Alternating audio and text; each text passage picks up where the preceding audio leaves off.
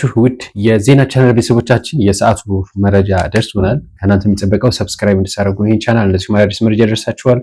ጀኔራሉ በሌሉበት የሞት ፍርድ ተፈርዶባቸዋል። ማን ናቸው? እንደዚሁም ጠቅላይ ሚኒስትር አብይ አህመድ ከቤኒን በጠቅላይ ፕሬዚዳንቱ ጋር ውይይት አድርጓል። በምን ጉዳይ ነው የሚለው እንደዚሁ የምንመለከተው ነው። ጎረቤት ሀገር ሱዳን ወደ መስራት 114 ሰዎች ህይወታቸው አልፏል።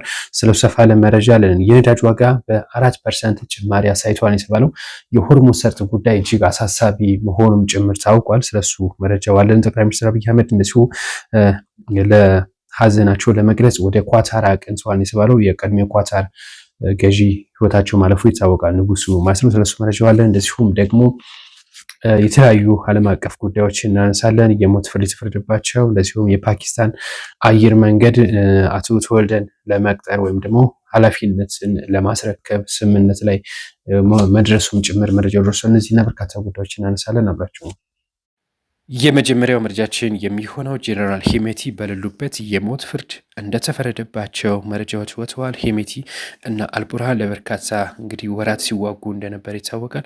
የእርስ በርስ ጦርነት ማለት ነው። አሁን ግን ጄኔራል አልቡርሃን ጦሩ በከፍተኛ ሁኔታ በርካታ ከተማዎችን፣ ግዛቶችን እየተቆጣጠረ ይገኛል፣ ካርቱምን ጨምሮ። እናም ሄሜቲ ላይ በፍርድ ቤት የሞት ፍርድ እንዲወሰንባቸው ተደርጓል።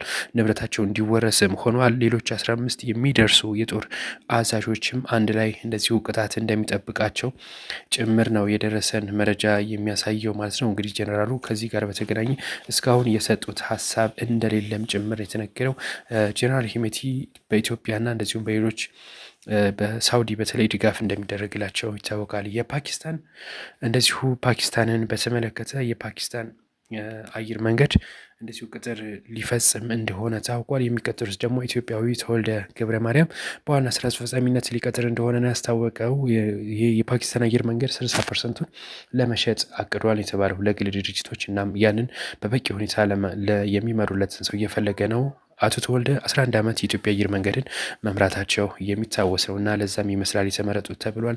ዳንጎቴ በኬንያ 17 ቢሊዮን ዶላር ወጪ በቀን 700 ሺህ በርሜል ነዳጅ ማጣራት የሚችል ፋብሪካ ለመገንባት ከኬንያው ፕሬዚዳንት ጋር ዊሊያም ሩቶ ጋር ውይይት ማድረጉና መጨረሱም ይፋ ተደርጓል።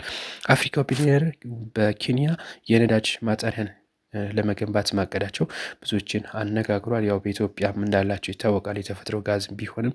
እናም ኬንያ ትልቅ እድል አግኝታለች ነው የተባለው በዚህ ጉዳይ። ሌላው ጠቅላይ ሚኒስትር አብይ አህመድ ከቤኒን ፕሬዚዳንት ጋር ውይይት አድርጓል። የቤኒኑ ፕሬዚዳንት በተለያዩ ጉዳዮች ተወያይተዋል። በጽፌት ቤታቸው በዲፕሎማሲ በንግድና በባህል በተለያዩ ጉዳዮች ወተለያዩ ስምምነቶችንም ጭምር እንዳደረጉ መረጃው ደርሶናል። በጎረቤት ሱዳን የተከሰተው የኮሌራ ወረርሽኝ ወደ 14 ሰዎች ህይወት መቅጠፉም ጭምር ታውቋል። ከሰኔ 20 ጀምሮ አሁን እስከ ያለው ድረስ ማለት ነው ወደ 1330 በላይ ሰዎች ህይወታቸው ማለፉ ታውቋል። የነዳጅን በተመለከተ ነዳጅ 4% ጭማሪ አሳይተዋል የተባለው ደህና ተረጋግቶ የነበረው የነዳጅ ዋጋ አሁን በከፍተኛ ጭማሪ አሳይተዋል የተባለው የሰላም ስምምነቱ በኋላ በከፍተኛ ቀንሶ የነበረው አሁን ጭማሪ አሳይተዋል። የአሜሪካና የኢራን የሰላም ስምምነት ኦልሬዲ መቀደዱም ጭምር የታወቀው ኢራን ለአሜሪካ ምላሽ መስጠቷን መጀመሯን ማስታውቃለች። በጆርዳን ኦማን በሚገኙ እንደዚሁም በተለያዩ በኳታር እና በሳውዲ ላይም ጥቃት መሰንዘር መጀመሯን ማስታውቃለች። ጠቅላይ ሚኒስትር አብይ አህመድ ለቅሶ ለመድረስ ወደ ኳታር አቅንተዋል የተባለው በአሚር ሼክ ሐማዲ ቢን ካሊፍ አልታኒ ላይ ህይወታቸው ማለፉ ይታወቃል። የቀድሞ የኳታር ገዢ ነበሩ እና እሳቸውን የሀዘን ለመድረስ የቀብር ስነስርዓት ለማስፈጸም ወደዛ አቅንተዋል ተብሏል። እንግዲህ ነፍስ ይማር ብለናል። የባንኮች የማበደር አቅም እንደዚሁ ተጥሎ የነበረውም ገደብ ተነስቶላቸዋል። ፖሊሲው ወደ የወለድ መጠንም ከፍ እንዲል አድርጓል። ወለድ የነበረው 15 በመቶ ነበር። አሁን ወደ 16 በመቶ ከፍ እንዲል ሆኗል። የሰኔ ወር የዋጋ ግሽበትም 13.4 በመቶ መሆኑም እንደዚሁ ታውቋል የተባለው። ሌላው በሳውዲ በእስር ላይ የነበሩ ወደ 1971 የሚጠጉ ኢትዮጵያን ወደ ሀገራቸው መመለሱም ጭምር የታወቀው። እንግዲህ ብዙዎች በውጭ ጉዳይ ሚኒስቴር በኩል ጥረት ተደርጎ ነበር እናም እንዲመለሱ ተደርገዋል። በሳውዲ እንግዲህ በርካቶች ህይወታቸው እያጡ ይገኛሉ በወንጀል ምክንያት ማለት ነው። ሌላ